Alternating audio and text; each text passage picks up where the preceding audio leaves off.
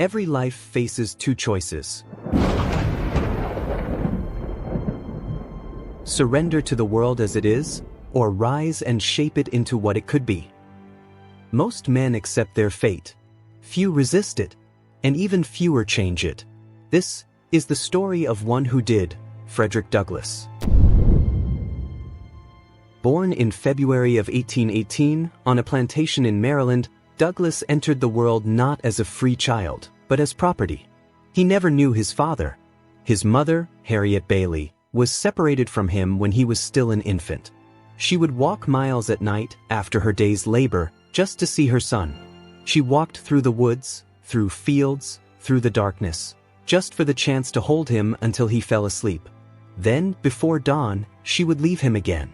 This was his childhood, moments of tenderness stolen from a world of chains. And then even that was gone. His mother died when he was still a boy. He remembered little of her, except her voice and her sacrifice. In her absence, Douglass was left in the care of grandparents who could offer love, but not freedom. From the beginning, Frederick understood two things: the cruelty of bondage and the rare sweetness of compassion. When he was about 8 years old, his life changed again. He was sent away from the plantation, away from the fields, to Baltimore, to live with Hugh and Sophia Auld. The city was different from the countryside. The streets bustled with ships, sailors, merchants, and opportunity. For the first time, Frederick saw the horizon not just as distance, but as possibility. It was in Baltimore that Douglass met Sophia Auld, a woman who, unlike most around him, still carried innocence in her heart. She had never owned enslaved people before. She saw Frederick not just as labor, but as a boy, curious, eager, human. And so, she did something dangerous. She began to teach him the alphabet. A boy, no more than 8, tracing letters on a page. His lips forming sounds, his eyes widening with discovery. For Frederick, every new word was not just knowledge. It was freedom taking shape in his mind. But that moment of light was soon darkened. One day, Hugh Auld discovered what his wife was doing. He grew angry. He forbade her to continue. His words cut deep. If you teach that boy to read, there will be no keeping him. It would forever unfit him to be a slave. Hugh Auld meant it as a warning. But to young Frederick, those words were revelation. If knowledge could make him unfit for slavery, then knowledge would be his weapon. His path was clear. He would learn, no matter the cost. From that day forward, Douglass taught himself. He traded bread with poor white boys in the streets in exchange for lessons. He studied discarded newspapers and old books. He practiced letters on fences, on walls, in the dust. He carried a tattered spelling book wherever he went. And slowly, painfully, he began to master language. But here is the paradox. With every word he learned, he grew more restless. The books he read spoke of freedom, of human dignity, of rights that seemed to exist for others, but not for him. Literacy gave him hope, but it also deepened his despair. He once wrote that learning to read was like being shown a vision of liberty, only to be chained all the tighter. At 12, he discovered a book that changed his life, The Columbian Orator. It was filled with speeches about justice, liberty, and resistance. In those pages, Frederick found not only arguments against slavery, but also a voice for his own rage and longing. He memorized speeches, recited them, and dreamed of one day speaking as powerfully. This was more than reading. This was training. A boy, in secret, shaping himself into a man who would one day move nations. Yet, knowledge came with pain. The more he read, the more he saw the full cruelty of his condition. He began to despise the chains, the whips, the silence forced upon him. He once said that he envied the illiterate enslaved person who could sleep peacefully in ignorance. For Frederick, every word was both a gift and a wound. Still he pressed on. He would not stop. He could not stop. Because in his heart, he knew something profound. A mind once awakened cannot be enslaved. By the time Frederick Douglass was in his mid-teens, he was no longer the wide-eyed boy tracing letters in Baltimore. He was a young man, restless, sharp, and increasingly dangerous to the system that bound him. His reading had given him vision, but the world around him had not softened. If anything, it had grown harsher. At 16, he was sent back from Baltimore to the plantation fields. The city had shown him possibilities. The plantation reminded him of the chains. There, he met the man who would test him more than any book or idea ever could, Edward Covey. Known among the enslaved as a slave breaker, Covey was feared for his cruelty. His reputation was not of kindness, but of breaking the spirit of those who resisted. And when young Frederick arrived at his farm, Covey saw not just a worker, but a challenge. The days under Covey were merciless. Frederick rose before dawn, worked through scorching heat, and collapsed long after the sun set. Beatings were constant. Humiliation was the tool. Covey's goal was simple: to grind Douglass's will into dust. But Douglass was no ordinary youth. Though beaten, though scarred, he did not break. Inside him, the fire only grew hotter.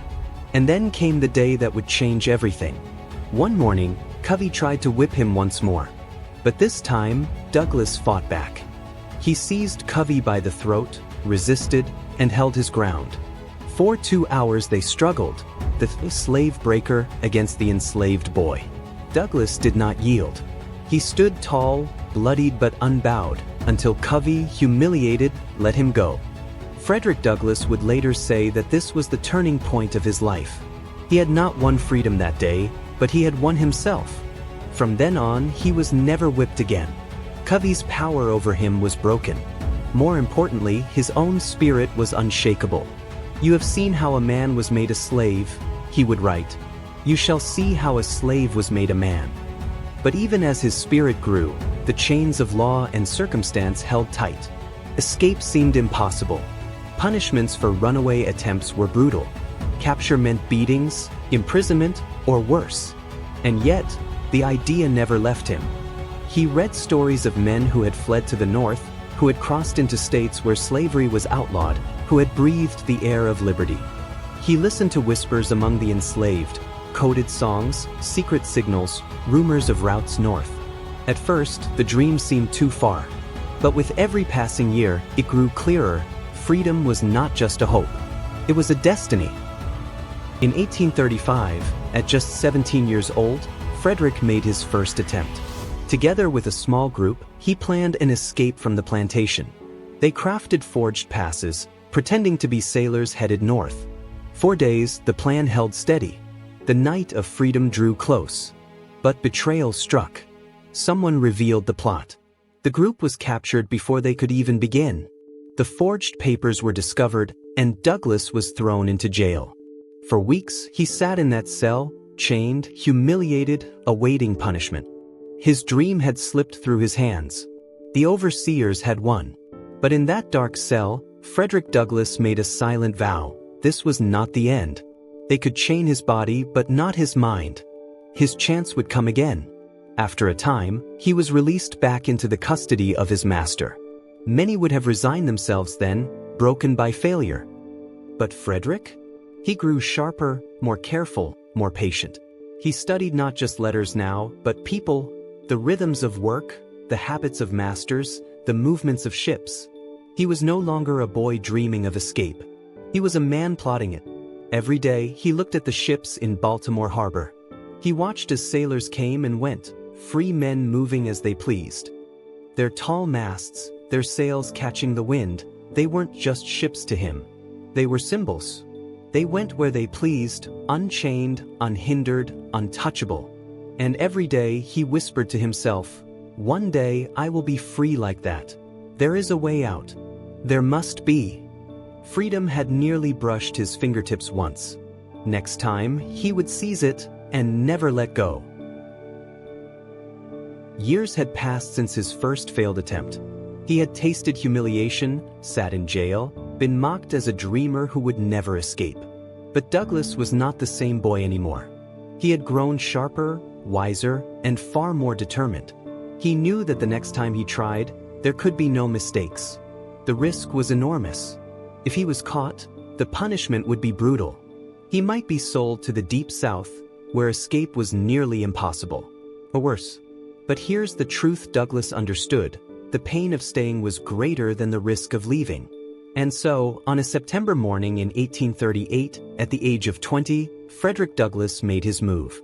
Disguised as a sailor, he carried borrowed papers from a free black seaman. His heart pounded with every step, every glance, every question. The journey would take him by train, then by ferry, then again by train. Each stage a chance for exposure, each ticket bought with borrowed courage. He boarded the first train. Sat quietly. The conductor approached. Douglass handed over the papers with a steady hand, though inside, his chest thundered like a drum. The conductor glanced at them, then waved him through. One hurdle down. Dozens more to go. At one stop, a fellow passenger struck up conversation. "Sailor, where are you headed?" the man asked. Douglass forced a laugh, mumbled an answer, and turned away. He dared not speak too much. His accent, his words, might betray him. Hour after hour, station after station, he pressed on. Freedom was so close he could feel it in the air, yet so fragile he dared not breathe too deeply.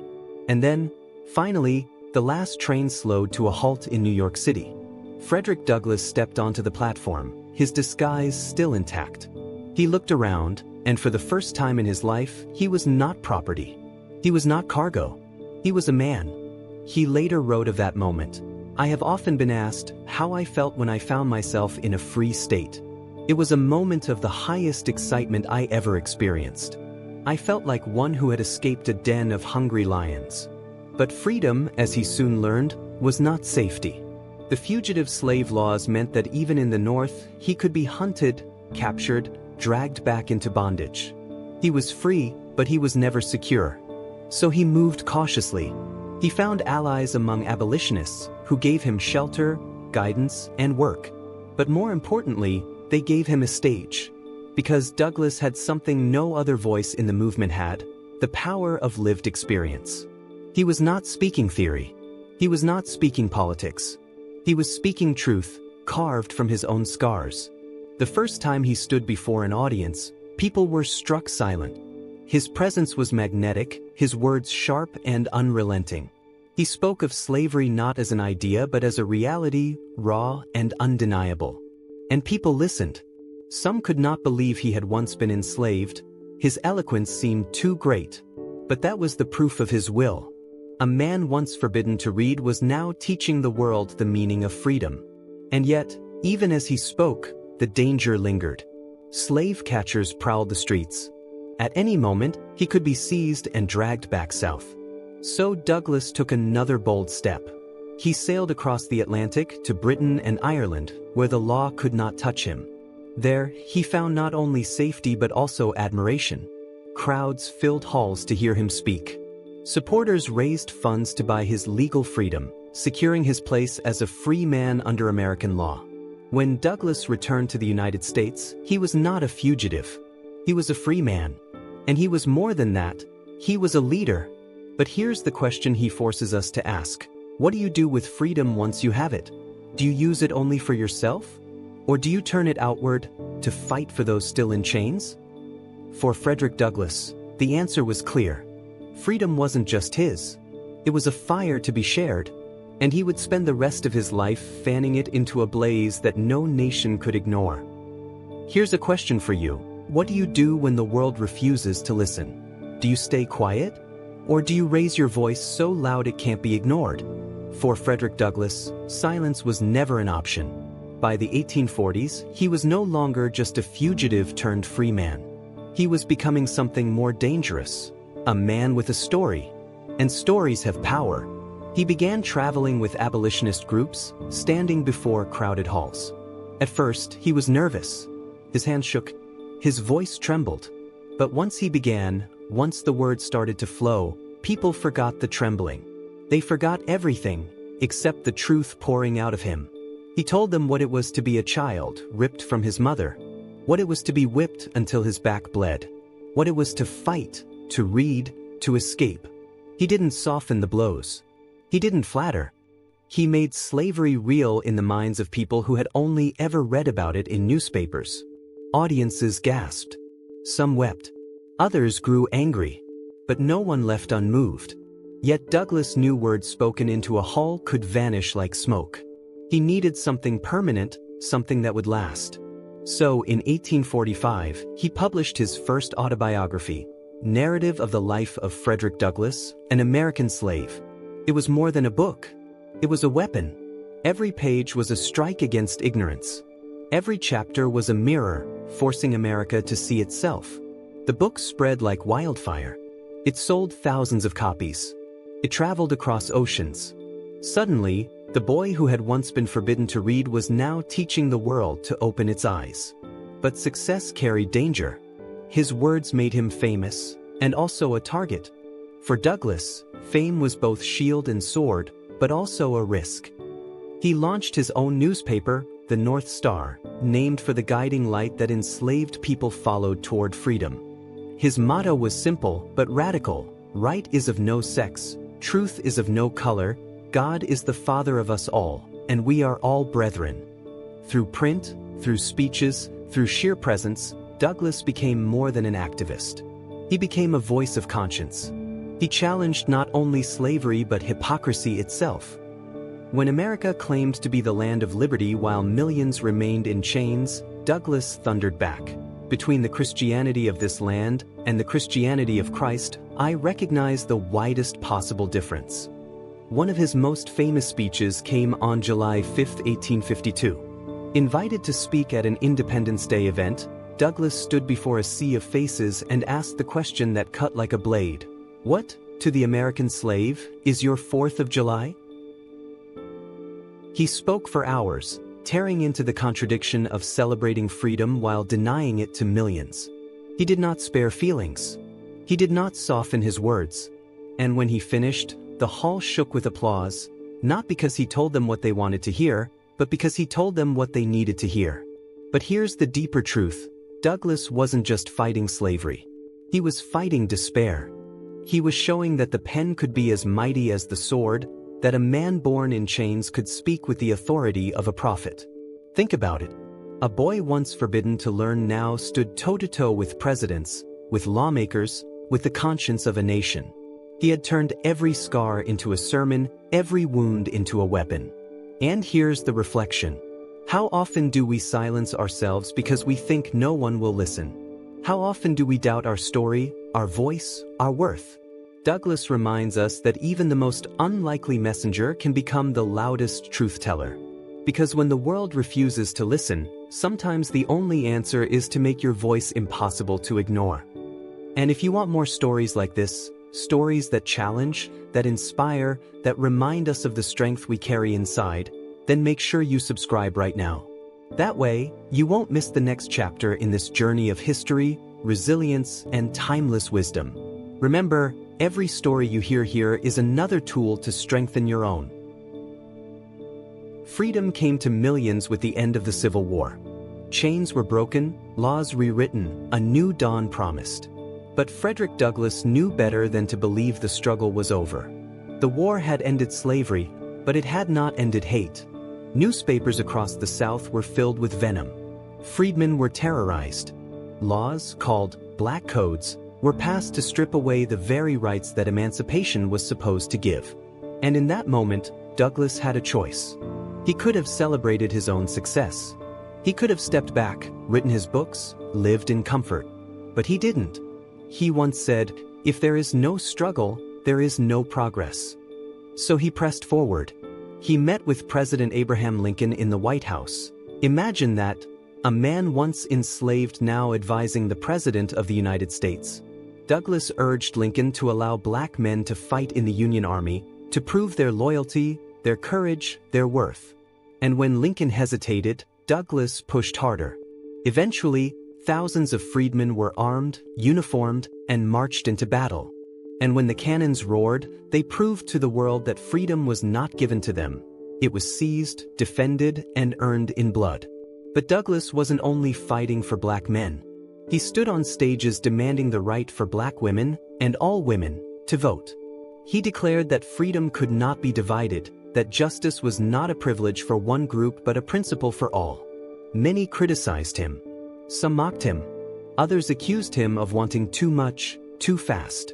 And yet, Douglass remained steadfast. His words carried a stoic strength, the belief that justice delayed was still worth fighting for, even if he would never live to see its full arrival. He said, "It is easier to build strong children than to repair broken men." So he worked to build schools. He mentored young leaders. He gave his time, his voice, and his life to shaping the next generation. And here's the lesson. Progress is never final. It is never handed down without resistance. Douglass knew that freedom wasn't the end of the road. It was only the beginning of the struggle to prove it, to live it, to expand it. And isn't that true for us too? We think once we overcome one obstacle, life will finally be easy. But what if obstacles are not detours? What if they are the path? Douglass understood this deeply. The struggle was not his curse. The struggle was his calling. By the late 1800s, Frederick Douglass had lived through revolutions most men could barely imagine. From slavery to freedom. From fugitive to advisor of presidents. From forbidden literacy to one of the most powerful voices in American history. But time, as it always does, began to weigh on him. His steps slower, yet his spirit unbroken. Even in his 60s and 70s, Douglass was on the move, giving speeches, writing essays, standing before crowds. His presence alone was electric. Imagine standing in a packed hall, the air heavy with anticipation, and then watching this tall, commanding figure take the stage. His voice still thundered. His words still cut deep. His very existence was proof of what was possible when resilience meets purpose. But Douglass also faced new challenges. The Reconstruction era, a time when freedom had seemed within reach, gave way to Jim Crow laws, segregation, and violence. The promise of equality was betrayed, and Douglass grieved. He had fought so hard, and yet the nation still resisted true justice. And yet he did not despair. Instead, he became a living reminder. He reminded America that progress is not a straight line, that freedom must be protected again and again, that injustice must be named even when it is unpopular. In one of his final speeches, he declared, "The life of the nation is secure only while the nation is honest, truthful, and virtuous." He called on Americans to be vigilant, to not simply celebrate liberty with words, but to live it with deeds. Then came February 20th, 1895. Douglass had just returned home from a meeting where he had been, as always, speaking for justice. That night, at age 77, his heart failed. He died not as a broken man, but as a fulfilled one, a man who had turned chains into wings, scars into lessons, pain into power. The newspapers called him a hero. The nation mourned. His funeral drew thousands, and his words, carved into stone, printed in books, whispered in memory, lived on. But here is what matters most for us today. Douglass's story is not about the past. It is about the present.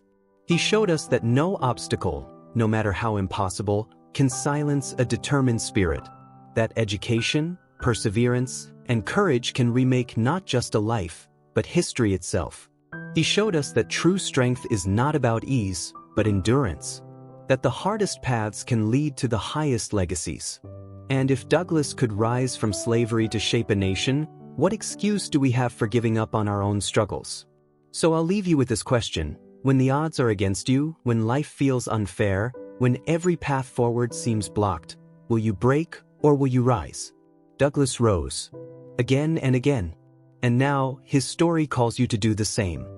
But here's the truth. Too many people will hear a story like this and forget it tomorrow. They'll scroll on. They'll move to the next distraction. And the lessons of courage, perseverance, and strength will fade. Don't let that happen. If you found even 1 ounce of inspiration in Frederick Douglass's journey, then hit that subscribe button. Not for me, but for yourself. For the version of you that refuses to give up, no matter the odds. Because every story we share here isn't just history, it's a call to action. And the next time you feel like giving up, you'll want this voice in your ear reminding you that you were built for more. So don't walk away unchanged. Subscribe now, and let's keep rising, together.